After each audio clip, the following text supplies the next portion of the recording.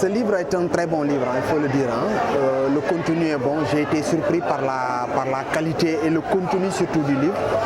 Et pour un premier essai, il a reçu un coup de maître, il faut le dire. C'est un très bon livre qui est très très bien apprécié par ses lecteurs. Donc je pense que le livre là, ça peut aller loin et je compte vraiment faire la promotion et surtout présenter ce livre là à beaucoup de concours, pourquoi pas, parce que le contenu est bon et je pense qu'une promotion de ce livre là peut véritablement valoir à la maison d'édition et à l'auteur beaucoup de satisfaction. Il est intitulé Les fantasmes de la solitude. C'est qu'en lisant ce livre, on est parfois, comme le titre l'indique, on se sent seul. On se sent seul à un moment donné, on s'éclate. On a envie de sortir de cette solitude. Donc le contenu vraiment parle de la solitude, mais dans la solitude, on a envie de sortir de cette solitude pour aller faire autre chose. C'est le constat qui a été fait. Les gens écrivent rarement dans les différentes langues nationales, surtout en Casamance. Il y a des gens qui ont écrit, mais ils ont leur manuscrit dans les tiroirs. Certains ont écrit, mais jusqu'à présent, c'est par rapport au taux, c'est véritablement trop faible. Et j'encourage les gens vraiment à écrire dans les langues nationales.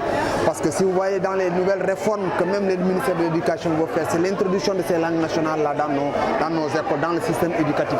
Donc si les gens n'écrivent pas dans les différentes langues, ce serait un peu difficile vraiment pour s'approprier vraiment nos langues nationales. Et très souvent, ce qu'on peut comprendre dans sa langue nationale, il serait très difficile de la comprendre dans la langue étrangère, dans la langue d'une autre. Je pense qu'en écrivant dans nos propres langues, la compréhension elle sera beaucoup plus facile. Les fantasmes de la solitude sont d'abord un recueil de poèmes, c'est-à-dire un recueil poétique. Et quand on parle de poétique, on parle de poésie. Donc c'est un recueil qui m'a fallu du temps pour écrire et élucider les pensées, les inspirations, ou bien expliciter les ressentis de ce que l'homme a eu à ressentir dans ce monde. Parce qu'en tant qu'écrivain, on se doit de conscientiser les hommes et de parler aux hommes de par la peur, de par nos pensées et de par ce que l'homme a pu traverser dans ce monde. Parce qu'en tant qu'être, nous avons tous des rebondissements dans ce monde.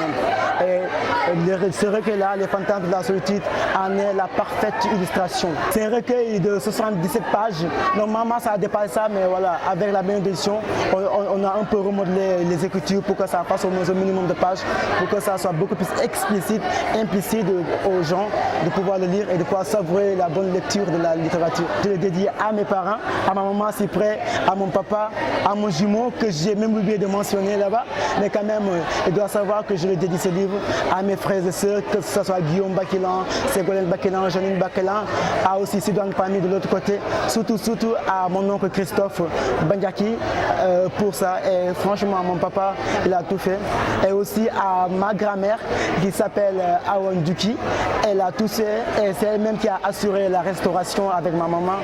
Donc, et mon papa a assuré voilà, le logement, la salle avec Ubuntu et que je remercie de passage. Franchement, je suis content de cet ouvrage et ça ne se limite pas que dans ça.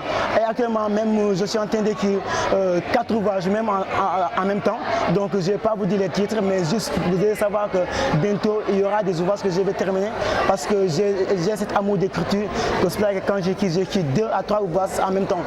Et donc, ça, c'est un début. Et comme on dit souvent, tout un début est difficile. Mais dès qu'on peut un début, le reste, c'est facile comme de l'eau à boire. Le message que j'ai à rendre aux jeunes, c'est juste de dire que bien vrai que nous sommes dans l'ère numérique. Quand on parle des numéros, on parle de smartphone, de contact, de visualité. Mais n'empêche que voilà, avec la littérature, on peut montrer aux gens que nous sommes des personnes conscientes, assez clairvoyantes pour pouvoir écrire.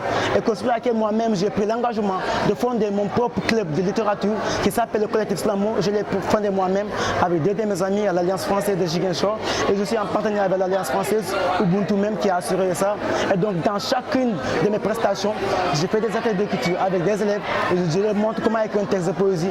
En fait, je forge le futur cadre de la poésie parce qu'en tant que poète, je me dois de perpétuer l'héritage littéraire avec les ateliers d'écriture chaque mercredi et samedi à 16h à l'Alliance française de Ziguinchor, d'autant plus que moi.